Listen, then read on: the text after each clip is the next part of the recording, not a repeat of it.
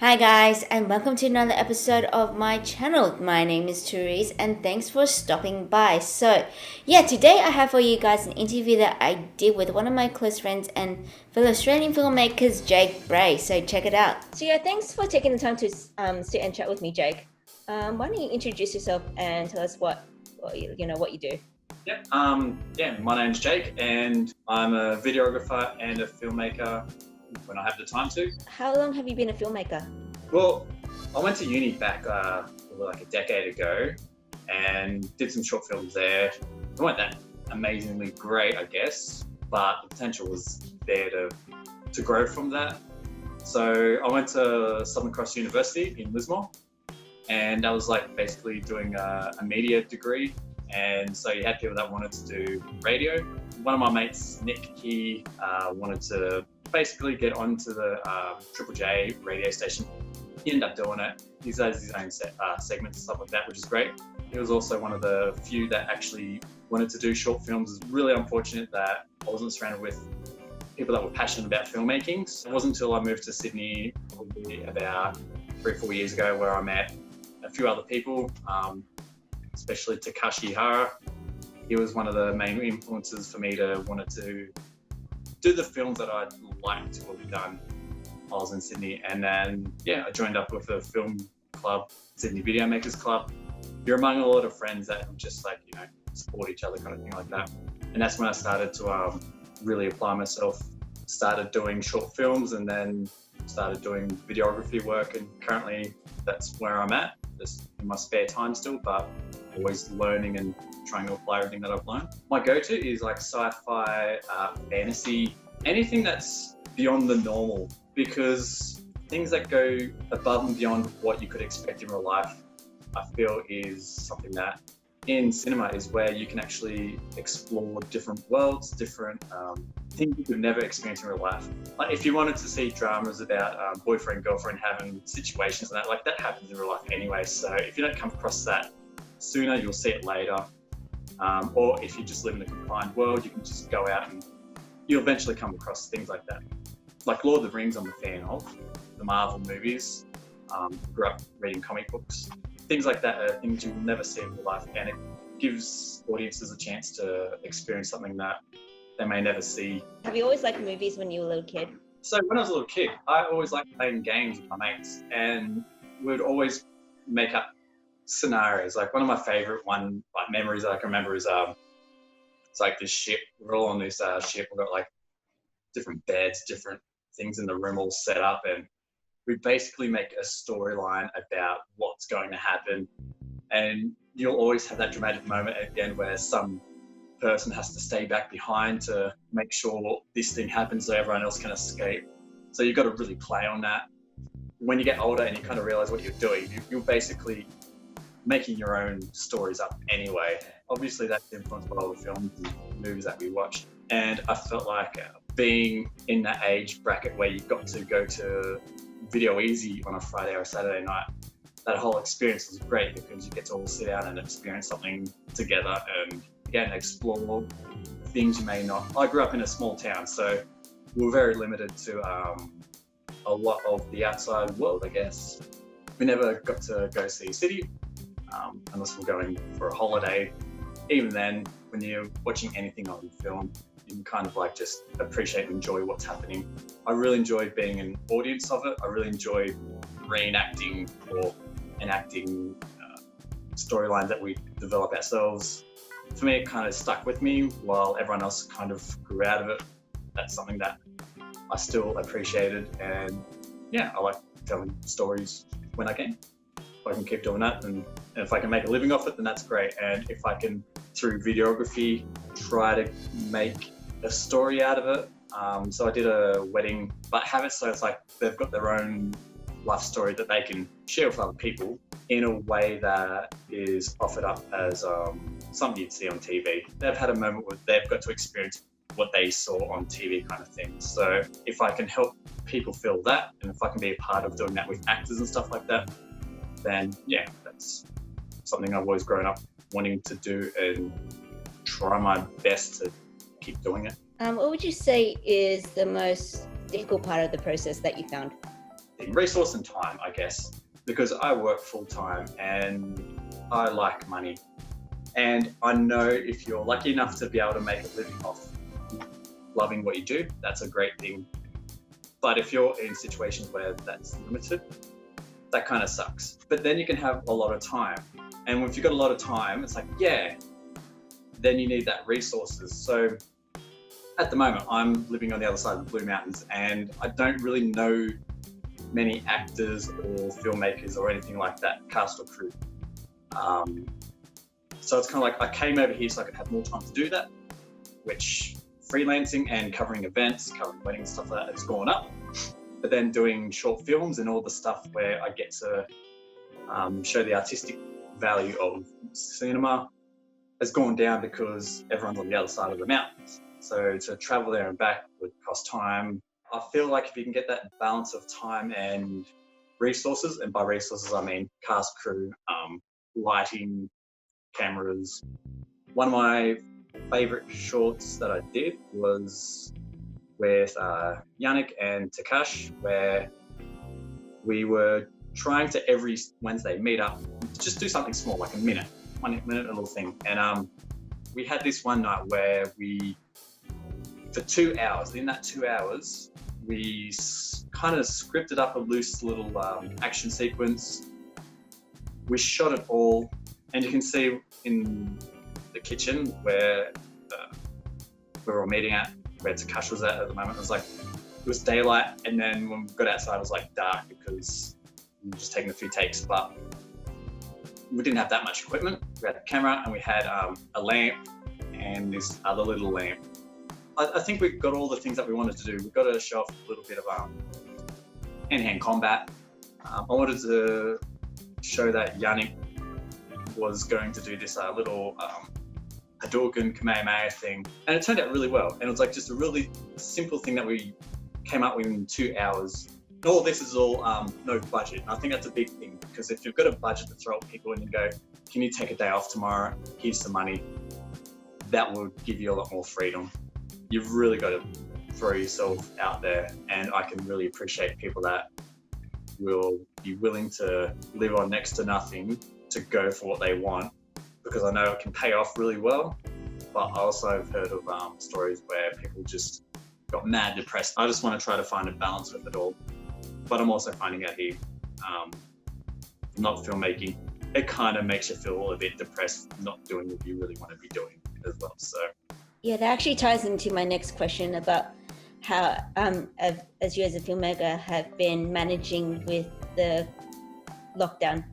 there was this one little video that I put out a little, like 5 years ago. There was this radio competition I heard when I was living in Chatswood. It was only like a $200 first prize thingy, and you got to film it on your phone and do a little thing. And it was like a monkey. That's the reason why I've got him here, because in every one of my videos he's in them, just in one scene kind of thing. So, but I did one where it's like a super monkey, kind of riffing on Banana Man and Super Ted. Well, them really appreciate them.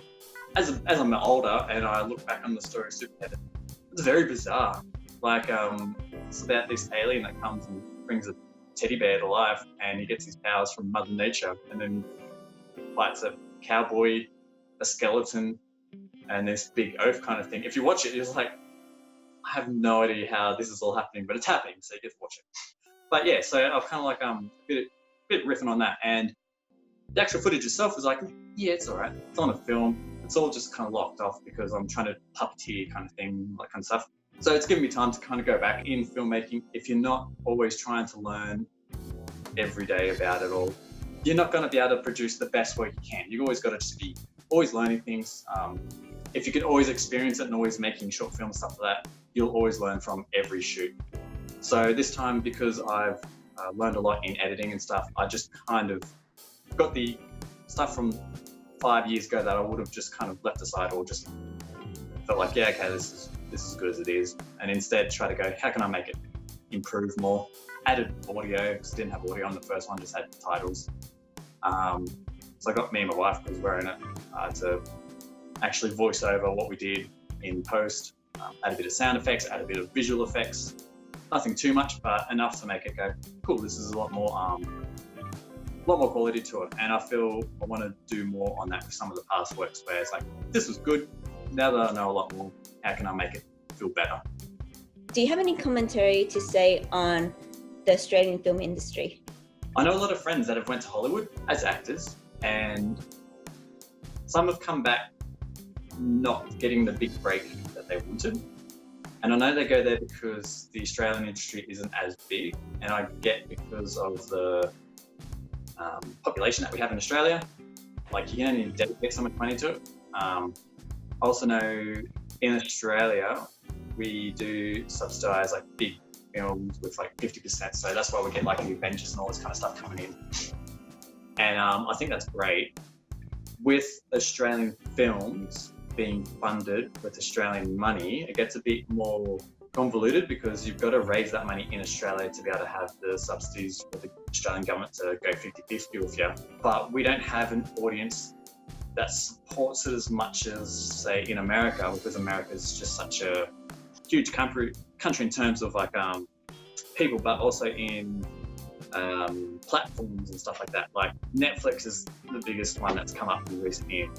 But they've also had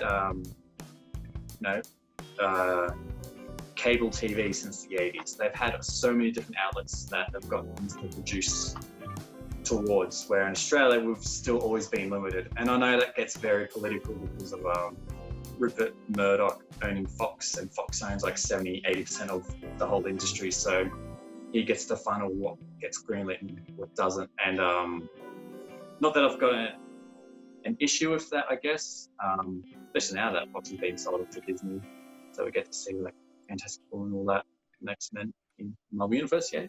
But I felt like there's a lot of restrictions that we've had to deal with, which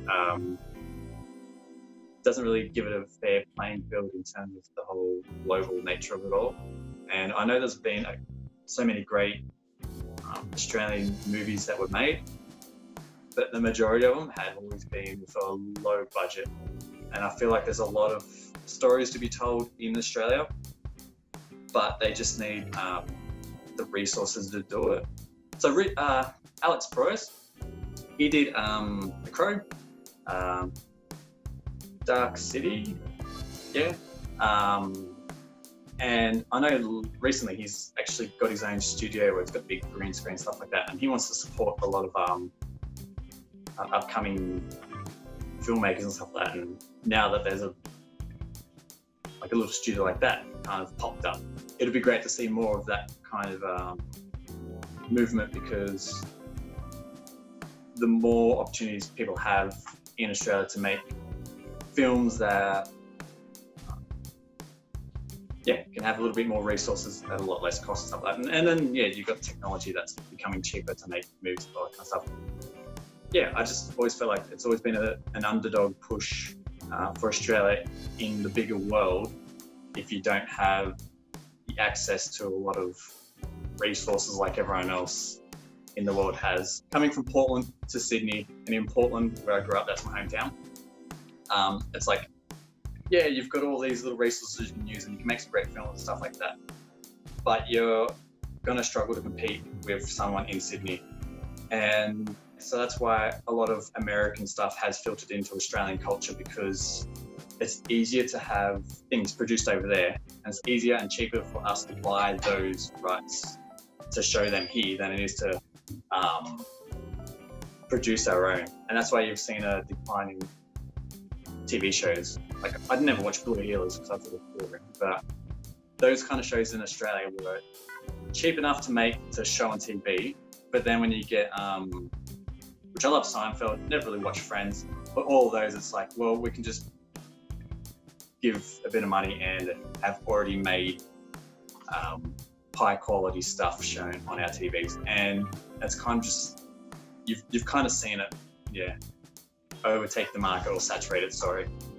And I'll see like Home and Away, Neighbours and that kind of stuff, try to be a bit more dynamic with the way they kind of approach it in terms of TV stuff. I'm not sure how it's going to go from this point on, where technology is kind of making the playing field a bit more level, but It's definitely, yeah, we've always had a disadvantage because we're always being the continent down south on its own compared to everywhere else. What would be your dream project? I'm a fan of post-apocalyptic movies. I'm a fan of fantasy stuff, as I said, and sci-fi. We've got a whole bunch of like short stories and big, long character arcs that are based in like a fantasy sci-fi post-apocalyptic world kind of thing. And I think it combines everything that I've kind of really enjoyed from Evil Dead, Lord of the Rings, Mad Max, a lot of music that I've really appreciate. Like Iron Maiden, Judas Priest, they get very nerdy and very sci-fi and very fantasy and a lot of stuff, which I think is great because like a lot of the 80s music that's in the metal kind of area, Metallica's sang a few songs about H.P. Lovecraft, Cthulhu, whatever you want to say. And I'm a fan of that kind of that universe kind of thing.